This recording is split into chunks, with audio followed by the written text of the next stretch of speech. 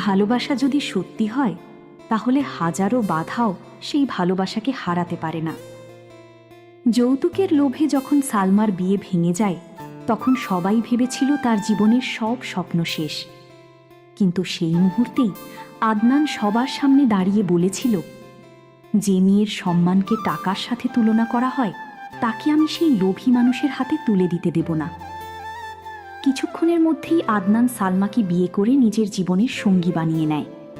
এই সিদ্ধান্তের জন্য তাকে নিজের ধনী পরিবার, বিলাসী জীবন আর বাবার সমস্ত সম্পত্তি ছেড়ে দিতে হয়। তবুও তার মুখে কোনো আফসোস ছিল না, কারণ সে বিশ্বাস করত ভালোবাসার চেয়ে বড় কোনো সম্পদ নেই। নতুন সংসার শুরু হয় একটি ছোট্ট ভাড়া বাসায়, যেখানে ছিল না কোনো বিলাসিতা, ছিল শুধু দুটি মানুষের স্বপ্ন।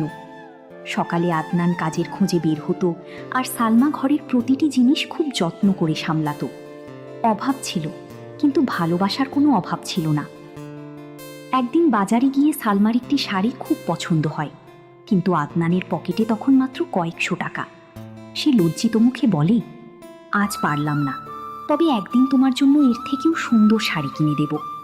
সালমা শুধু মুচকি হেসে বলেছিল, তোমার ভালোবাসাই আমার সবচেয়ে বড় উপহার।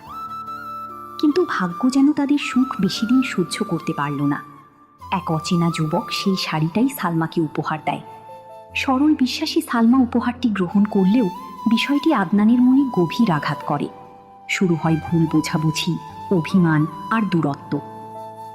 এরপর একদিন আদনান জানতে পারে সালমা ইচ্ছে করে তাকে দূরে ঠেলে দিয়েছে, কারণ তার শরীরে